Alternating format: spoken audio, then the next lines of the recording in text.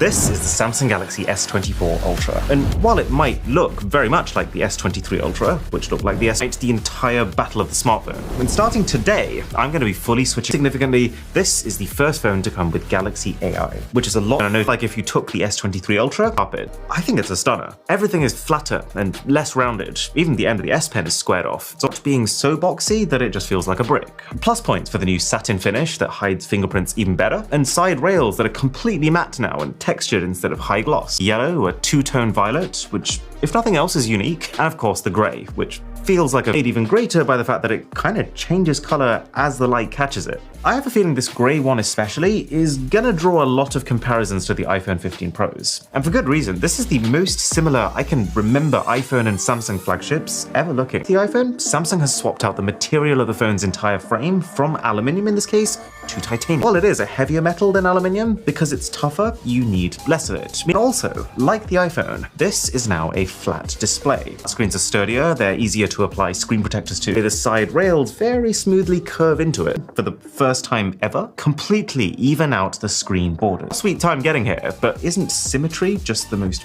beautiful thing? Especially paired with a front camera that's now even smaller and even less of an interruption. The only thing they haven't fixed, and I'm gonna keep banging on about this until they do, is the sharp corners. The amount of RAM, for example, has finally gone up from 8 to 12 gigabytes. Design of their internal speaker funnel, which gives the sound more space and should improve the clarity of audio. Last year's phone supported Wi-Fi 6E, this year supports Wi-Fi 7, which is actually kind of one. So your responsiveness is up by 12%.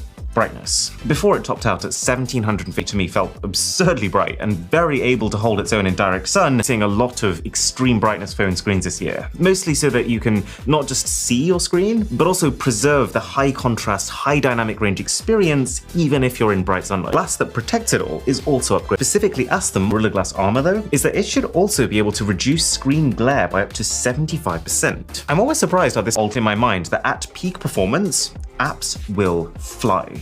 But it's just that, especially nowadays, 9 times larger heatsink, which means a bigger surface area for heat to be conducted away from the chip. Pretty impressive considering that this phone is actually slimmer than last year's. Gotta talk cameras. There's some cool stuff going on here. Like the main 200 megapixel camera has been refreshed.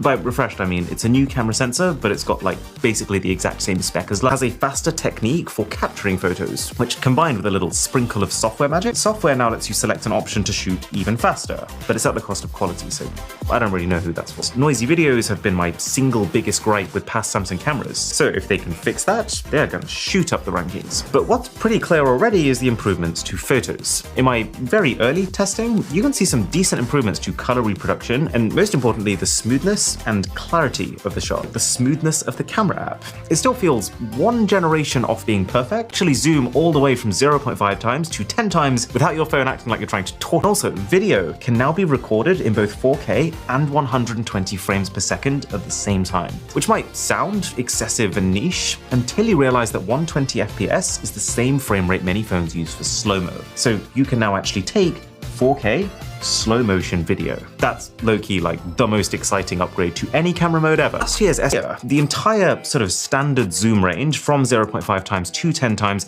is looking mighty fine and consistent, if I say so myself. It's when you try and zoom in all the way, like say 100 times. With this new 5x zoom head, in my, again, very early testing, I wasn't blown away. It's too early to say for sure if these max zoom shots are going to be better or worse on average, but I can say for sure that if they are better, they're definitely not going to be significantly better. This isn't going to be the generation where all of a sudden your 100 times zoom shots are finally usable. I was also it looks okay so far. You can take 8K video at 5x zoom and 4K video at 10 times. The AI side of things, I just want to say that I'm really happy with their last phone. They've completely redone the drop-down menu. It's more organized. Your brightness slider is one touch away now. There's a new always-on display, and it's all just so much more aesthetically pleasing to me than it used to look like, even just one generation ago. Dynamic widgets, like the live animated weather. You get camera widgets, which let you instantly open up your camera into your favorite mode, like rear camera photo, and the software's jazzier. Like when you listen to music, you get a real-time visualizer. It's just fun,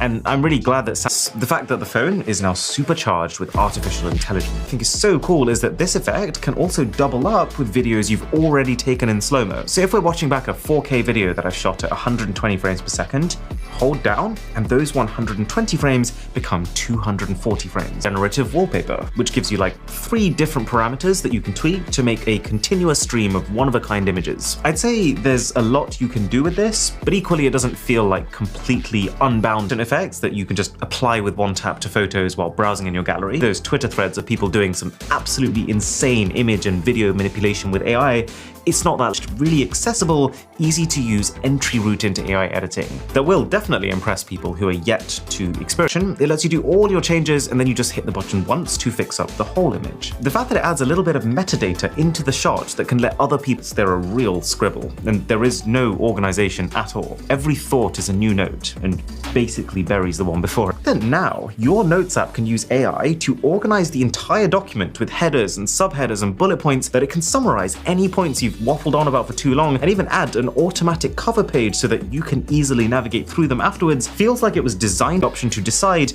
if you want to mute what you or the other person is actually saying, so moments you actually forget that you're talking across language barriers, and that is exactly how you would want it to feel. It was mildly offensive and also unusually more button. You circle something and your phone will Google that exact thing. Now, I don't think it's anything that couldn't have been implemented like 5 years ago, but regardless, it is kind of perfect for things that you can't quite articulate into words, like a specific shoe has something called Chat Assist baked into it. And that does 3 things: translation, writing style, and grammar. So let's say that you're typing out a message, but you want to swap out the language. Tap Chat Translation, and then you just pick which one. That part's pretty simple, and it's helpful to be able to have that level of reassurance at your fingertips. But the most interesting one is definitely writing style. When you tap the button for it, you get back the thing you've written, but in like every possible different tone, casual to professional. In practice, the actual responses it gives you just feels a bit cringe, and I'm not convinced. I already have so many AI applications that are so powerful,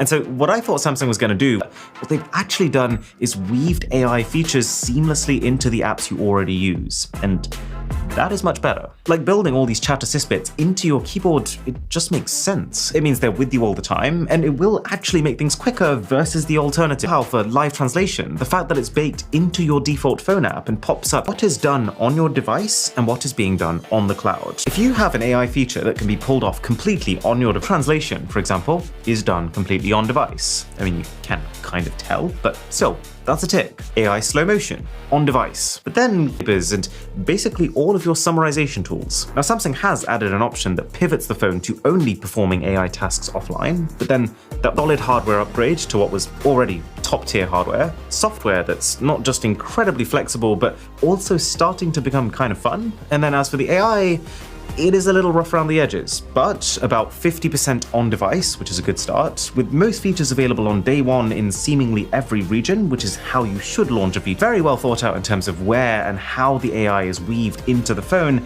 and really exciting as a prospect. Like, even if this isn't the phone that you end up settling on,